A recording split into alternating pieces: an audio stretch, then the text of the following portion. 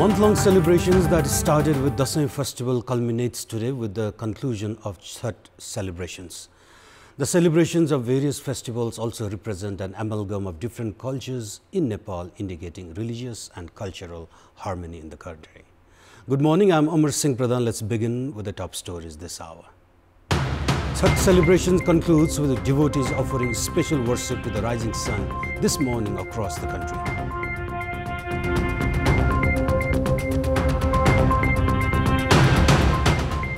Prime Minister Oli briefs leaders about his health condition. A secretariat meeting of NCP fails to decide on by-election nominations. Islamic State claims responsibility of an attack in a military post in northeastern Mali that killed at least 53 people in one of the deadliest attacks. And Levante stunned Barcelona in the Spanish La Liga. Liverpool extends unbeaten run at the English Premier League.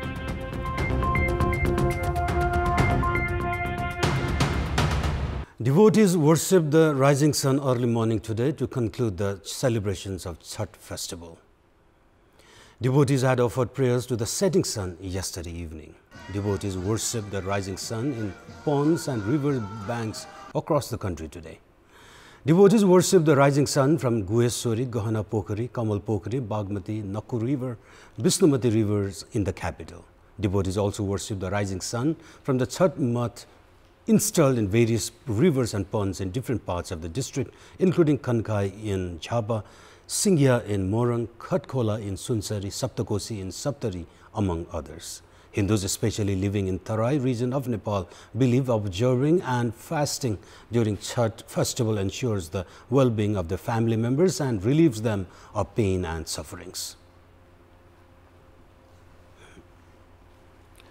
And let's move on to other news. The ruling Nepal Communist Party's secretariat has said that Prime Minister's health condition has deteriorated in the last couple of days.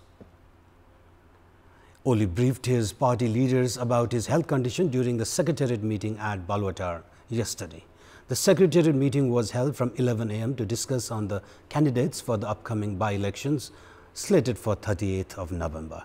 The meeting, however, failed to recommend nominations for the by-elections. In the meeting, Oli said that he would need to be under constant medical supervision of doctors. The Premier said that he would continue to undergo treatment in Nepal until doctors recommended otherwise. The party's spokesperson Naren Kaji Shrestha said Oli had felt much better after 2 dialysis treatment on Thursday. बारेमा जानकारी गराउनु भएको छ उहाँले स्वास्थ्यमा गम्भीर अवस्था सिर्जना भएर सिकिस्त भएको अवस्था होइन तर पनि स्वास्थ्यमा केही समस्याहरू देखा परेको कारणले चिकित्सकहरूले परीक्षण गरिरहेका छन् अनुसन्धान गरिरहेका छन् त्यसका केही रिपोर्टहरू आउन बाँकी छ केही रिपोर्टहरू प्राप्त भएपछि उपचारको अरु कोर्सको बारेमा आवश्यक निर्णय होला अहिले भने तपाईहरुले थाहै पाउनु भएको छ ग्रान्डी अस्पतालमा उहाँको डायलासिस भयो र अहिले उहाँ सामान्य अवस्थामा काम गरिरहनु भएको छ Oli was taken to Grande Hospital on Wednesday and discharged on Thursday. And we'll take a short break here. For more news, do stay with us. Welcome back. The plotting of arable lands across the country has continued unabated despite the government's policy to discourage plotting of land. Even banks and other financial institutions have expanded investment of 7 billion rupees in the real estate in the past 2 months. The Land Revenue Office in Kalanki in the capital had undergone the transaction of almost 5,200 housing lands during the period. The number is more than 1,500 additional compared to the same period in the previous fiscal year. The plotting of lands has significantly increased in practice despite the government's new policy to contain the trend. The transactions of plotted lands has continued unabated, neither slowed down despite the government prohibition in categorizing the lands by expanding the capital gains tax. The government's attempt to prevent the mobilization of the capital in the unproductive sectors has virtually turned ineffective, which also indicates whether the policies and the implementation have continued to be influenced by land mafias and people in the realtor market. And time now for international update.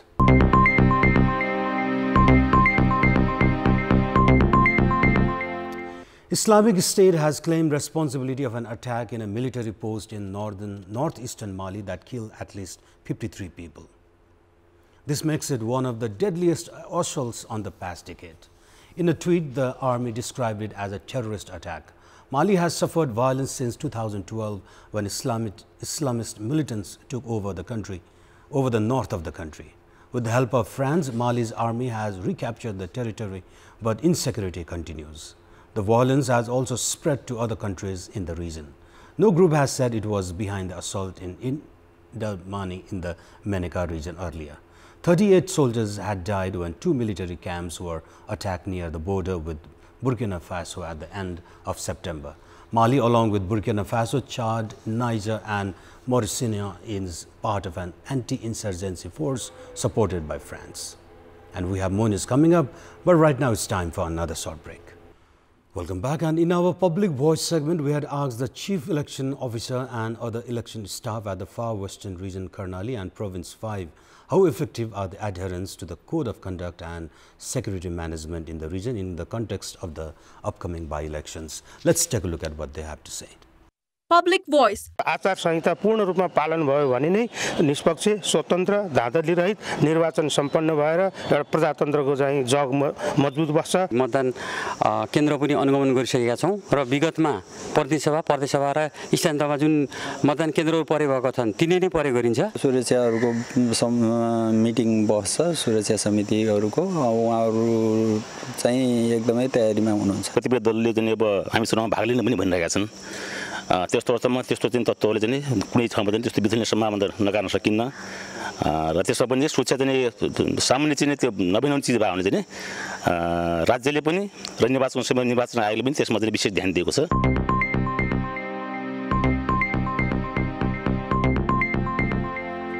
And it's now time for our segment Public Pulse, where it texts us with their opinion. Public Pulse. And the question is, what's your take on the decision of parliamentary committees not to present the reports of their work on time at the parliament? Your options are A, lack of responsibility, option B, doesn't fall into priority, and option C, busy schedule.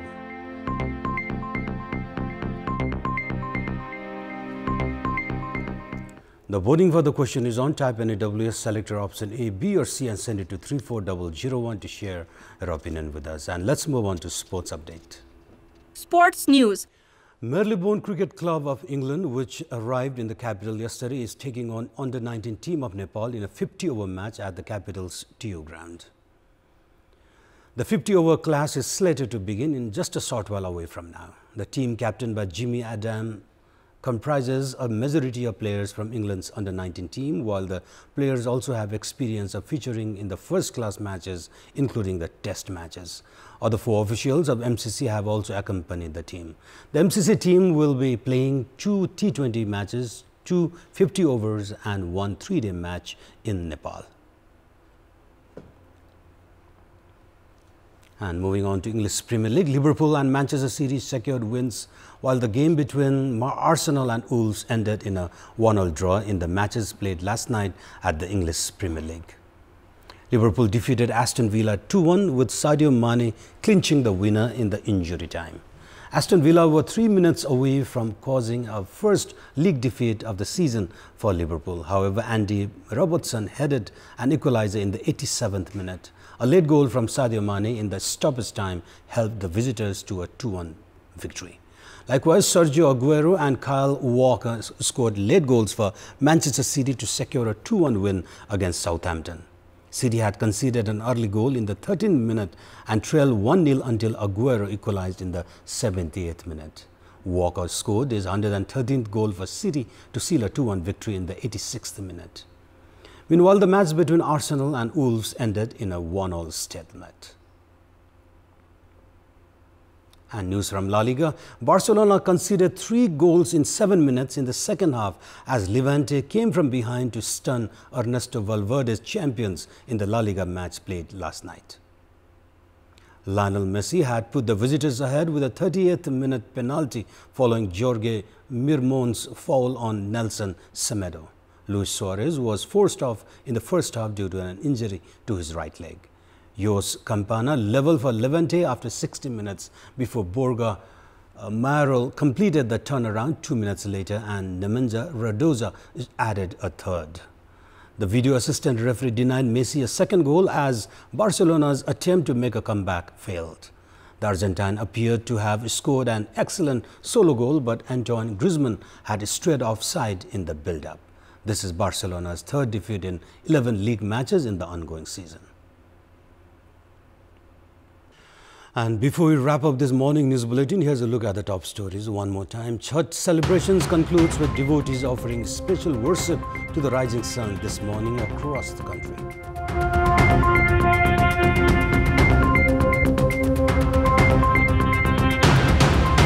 Prime Minister Oli briefs leaders about his health condition. A secretariat meeting of NCP fails to decide on by-election nominations. Islamic State claims responsibility of an attack in a military post in northeastern Mali that killed at least 53 people in one of the deadliest assaults.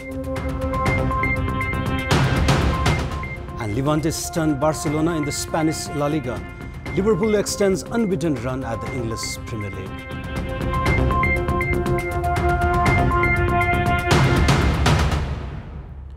And those were our latest headlines. Our next English bulletin will air at 11 a.m. Stay with us for more news and entertainment on KDBSD. Good day.